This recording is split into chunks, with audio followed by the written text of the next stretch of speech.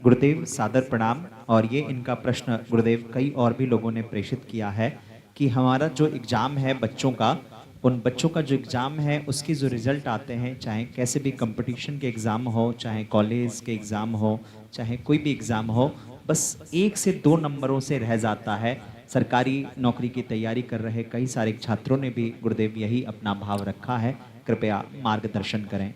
ये सच में बहुत अच्छा प्रश्न है, खासतौर से विद्यार्थियों के लिए जो बड़ी तैयारी कर रहे हैं, जो किसी बड़े एग्ज़ाम की तैयारी कर रहे हैं। ऐसे कितने लोग हैं जो 100 में 98, 99 तक पहुंचकर नीचे आ जाते हैं।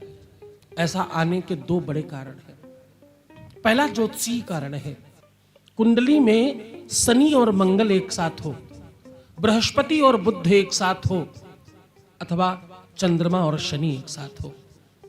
पंचमी जो 5th हाउस का मालिक है वो डैमेज हो या खराब हो गया हो, ऐसी स्थिति में आप अपने गंतव्य तक अपने मार्ग को प्रशस्त करने की व्यवस्था में हमेशा बहुत थोड़े से नंबरों से रहकर वापस आ जाते हैं। और इसका समाधान भी बहुत सरल है। इसका आध्यात्मिक एक चिंतन है, वो जान लेना चाहिए, फिर समाधान आनंद से होगा। जब भी तुम्हारी यात्रा कंप्लीट होने के बिल्कुल थोड़ी सी दूर पर रह जाए तो तुम्हें समझना चाहिए किसी न किसी स्तर पर तुम्हारा आत्मविश्वास बहुत स्पष्ट नहीं है। जो कोई नशा कर रहा हो, गंभीरता समझना, कोई नशा कर रहा हो, कोई संगति अचानक बदल गई हो किसी की, पहले कल तक बहुत अच्छे थे और अचानक किसी के साथ जाने आने लगे और सब खराब कर बैठे, कोई अचानक अपने घर से कहीं चला गया हो, या कोई अपने गंतव्य पे पहुंचते पहुंचते बिल्कुल थोड़ी सी दूर पर रह जाए। ये बिल्कुल उस प्रकार से है जैसे एक यात्री बहुत दूर तक गया और फिर उसे लगा अब पता नहीं और कितना चलना पड़ेगा, क्यों ना वापस चले। अभी हमारी हिमाचल प्रदेश में कथा थी, आपके शहर से कुछ लोग गए, बड़ी दुर्गम जगह थी, रात्रि का समय, लाइट थी नहीं, बिल्कुल वहां पहुंच गए, कुछ 1-8 किलोमीटर का रास्ता शेष बचा तो आपस में मंत्रणा करने लगे, क्यों ना वापस चलें, बहुत गड़बड़ जगह है, पता नहीं आगे कहाँ जाना होगा, पहुंचेंगे कि नहीं, मतलब हम बहुत लंबा चल चुके हैं, 500 में 480 किलोमीटर चल चुके हैं, बस जरा सा बचा है। वो जो जब लास्ट बचता है ना, बस उसी समय तुम्हारे आत्मविश्वास की और परमात्मा पर, इष्ट पर, अपने गुरु पर विश्वास की आवश्यकता होती है। वो जो अंतिम का चरण है ना, वो सबसे ताकतवर होता है। मुनव्वर राणा साहब कहते, हर बड़ी इमारत हर समय खतरे में रहती है, जितना ज्यादा आप ऊपर हैं उतना ज्यादा खतरे में है।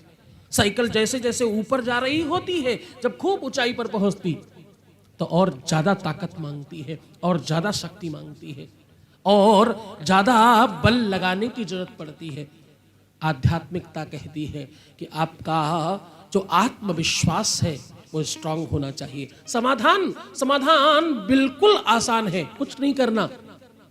दाहिने हाथ के अंगूठे में आत्मविश्वास की बात है ना, जब तुम बूस्ट करते हो, बहुत अच्छा, ये जो अंगूठा उठाते हो बस इसी में चांदी लगाओ। चांदी का छल्ला अगर अंगूठे में पहन लिया तो 1000 फायदे हैं। आत्मविश्वास बढ़ता है, मन शांत रहता है, चित्त बेहतर रहता है, भक्ति में मन लगता है, बुद्धि विवेक अनुकूल रहता है, क्रोध नहीं आता, ब्लड प्रेशर ठीक हो जाता है, और गठिया बाई, घुटनों का, इसका उसका दर्द ठीक हो जाता, और निर्णय लेने में सामर्थ्य मिलती। चांदी वो धातु है जो पारदर्शी है। अब आप कहोगे उसमें दिखता तो नहीं इधर से उधर। चांदी दुनिया की पहले धातु है जो पारदर्शी है। चांदी विश्व की पहली धातु है जो बहुत सॉफ्ट है, बहुत बहुत सौम्य है। चांदी दुनिया की पहली धातु है जो तुरंत इफेक्ट करती है, तुरंत रिएक्ट करती है, ऐसा कहना चाहिए। आप गर्म पानी डालो, आधा ग्लास भरो, ऊपर तक गर्म हो जाएगा। कांच के गिलास में डालो, वहां तक नहीं होगा, स्टील में डालो, वहां तक नहीं होगा, पीतल में डालो, ऐसा नहीं होगा। अगर आपने चांदी के गिलास में कोई गर्म चीज डाली, आधी दूर तक भी डाली, तो ऊपर तक कंप्लीट गर्म हो जाएगा, पूरा का पूरा एक साथ। पारदर्शी है, एक तरफ रखो दूसरी तरफ अपने आप पहुंच जाता है। चांदी हमेशा मन को कनेक्ट करती है, चंद्रमा की धातु है ना, चांदी के गिलास में पानी पीना चाहिए, चांदी के गिलास रखनी चाहिए, छोटे बच्चों को चम्मच देना चाहिए चांदी का। पहले लोग देते थे, अन्नप्राशन में सबसे पहले चांदी का चम्मच ही दिया जाया करता था। क्यों? छोटा बच्चा है, यही से जरूरत है उसके मन के कंस्ट्रक्शन की। जैसे मकान का कंस्ट्रक्शन होता है, वैसे मन का भी कंस्ट्रक्शन होता है। धीरे धीरे तुम बिगड़ते हो, एकदम से थोड़ी बिगड़ते हो। इसलिए तुम्हारे पूर्वज कहते थे, बोलना शुरू करे उसके पहले चांदी का चम्मच पकड़ाओ, अन्नप्राशन वाले दिन ही। हाँ, तो चांदी का अंगूठे में अगर छल्ला पहना तो आत्मविश्वास बढ़ेगा। तुम्हारे जो बिल्कुल पहुंचते पहुंचते रह जाते हो, ये एग्जाम की बात केवल नहीं है, पूरे जीवन की बात बता रहा हूं। पूरी लाइफ में तुम व्यापार कर रहे हो, तुम नौकरी कर रहे हो, तुम कोई काम कर रहे हो, तुम कहीं जा रहे हो, किसी भी स्थिति में, यहां तक कि तुम्हारा मन कंट्रोल में नहीं रहता हो तो भी, तुम भटक रहे हो तो भी, हाँ, नशा तुम नहीं करना चाहते पर कर रहे हो, तुम अपनी कोई बुरी आदत नहीं छोड़ पा रहे हो तो भी, आपके बीच में बालक बैठा है, मैं उठाऊंगा तो नहीं, वो कहते गुरुदेव पहले मैं बिना शराब के रह नहीं पाता था, ऐसी लत लग गई कि चाहिए ही होती थी और खूब पीते थे हम। जाने क्या हुआ, लखी जिनलाल की मुस्कान, ताही बिसरी बेद बिद धुन, योग विद्या ध्यान। बोले जिस दिन से आपको देखा है, कुछ उपाय किए, उसके बाद तो अब मन ही नहीं करता उधर जाने का, मेरी इच्छा ही नहीं होती ऐसा करने की। हाँ, मैं करता ही नहीं। आपकी सभा में बैठे यहीं से, तो मन कंट्रोल करना हो तो अंगूठे में चांदी का छल्ला पहनो। ये करने से तुम्हारा मन, तुम्हारी बुद्धि, तुम्हारा चित्त और तुम्हारी थिंकिंग, सोचने समझने की व्यवस्था अनुकूल हो जाती है। बोले शंकर भगवान की जय।